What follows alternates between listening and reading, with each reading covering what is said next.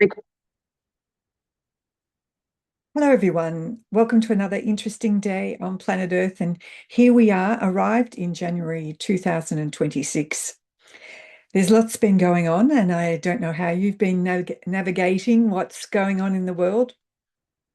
As many of you throughout the world will know, there has been a lot of grief and sadness that has been coming up. I've certainly experienced that uh, at the end of last year with the sudden passing of my brother.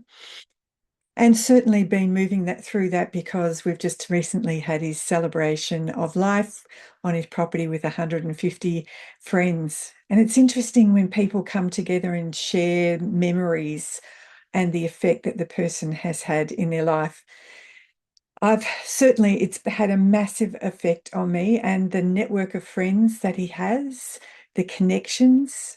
And we were talking recently because both my brother and I were adopted, and he had recently, over the last 5 years, found his biological family, and I got to meet them at his celebration and rekindled with his birth mother, who is absolutely adorable and a very sprightly 80-year-old. You would never think she was that old. But to listen to the stories, what they're going through, the deep effect of just that first thing when Martin, my brother's parents, got together, just that one thing and the ripple effect it's had in so many people's lives. And it transcends continents. He has friends all over the world. And they all said the same thing, that the impact that he had on them, the kindness, the generosity, so it was a wonderful remembering. But I wanted to bring up for you and just see where you are currently at the start of this year and what's been surfacing for you, because as we end the year of the snake, and a lot more will be coming to the surface, especially with emotions. And I'm just wondering how you're handling them as people get in there and wallow in them for a while. And emotion just tells you there's some energy in motion, and it really just wants to be witnessed, to be acknowledged, and then to be released. And I don't know whether you have a practice for doing that. A very easy practice is to allow the emotion to come up, because most of us have been taught to be fairly stoic. I know I have in the past, and I've dealt with a lot of grief and sadness. But this certainly has hit me for a six, and I'm noticing even when the emotion comes up. In the past, I've sort of swallowed it, pushed it down, and not wanted to be vulnerable in front of others. And I certainly have had a massive shift, and I've been encouraging myself to, when the emotion comes to the surface, to witness it, not try to push it down, but witness it, acknowledge, like, in this moment, I'm feeling grief or I'm feeling sadness. And then I just allow it to come up and I breathe into it and I take a big breath in and then I release it long and slow. So, as you may be going through the final stages of some emotions that have been triggering you, maybe even your whole life, certainly just do this little practice and help to move through it. Now, if you dive into the emotion and pull it apart and have heaps of memories and really wallow in it for too long, what happens is you add another layer to it and it gets stored within your body. So it will mirror somewhere in your body and it will show up as a weakness. So I'm going to encourage you, for whatever is showing up ready to be finally released, to really tackle it head on and don't just get into the busyness of the year and forget to acknowledge what's moving, the energy that's moving through you.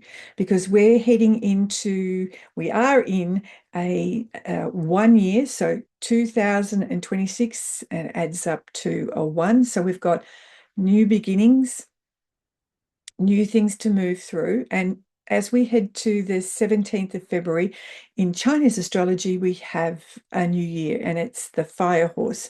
And the fire horse is about moving ahead fast, like a fire sweeping through things. And how interesting, in Australia, in many states, including where I am in Victoria, We have had massive fires last week. We've had severe temperatures up around 43 here in Melbourne and higher in other places in Australia. And with that, massive winds, massive fires. And it's, as we know, fire then takes everything out and regenerates. So right at the moment, people are going through a lot of grief and sadness, especially people that on farming communities have had their livestock or their house or their whole life just go up in a puff of smoke. And so this is a great time when communities come together and really lean in and support people. And maybe you haven't had a major tragedy like that. Maybe you've been going through your own little challenge, and this is a good chance to be able to get somebody to support you if you're not handling it very well. So in the Grabovoi community, we have processes. We also have some number sequences that people can use to move through it. But ultimately, you're in control of how deeply you want to go into what the emotion is and how quickly you want to move through it, because you don't want to be sitting and adding another layers and layers and layers, especially grief and sadness are really a heart area, and you don't want to be having it sit there for too long. So last year we ended up our last session for the year, just before the new year, with our soul word for the year. So every year I take people through a trip to the temple of their soul and they find their soul word. So this is a chance to have that as your anchor and move through the year. If you're interested, you can just drop a comment below and I'll make sure I send you a little recording that will help you find your soul word for the year. And that acts as an anchor always to stop and reflect, is like, this is my word for the year. How am I going with that? And so, for instance, the word came up really fast before I actually went through the process too far. And it's not a word that I would use very often. It's not something I absolutely use at all. And the word was Renaissance.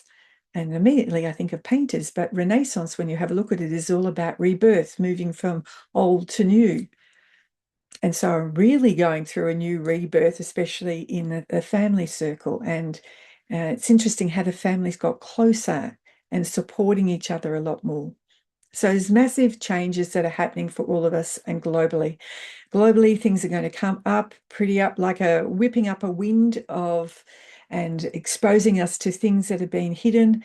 And as I said, the last of the snake year comes and pulls away the curtain, then it's how you're going to respond to those things you see.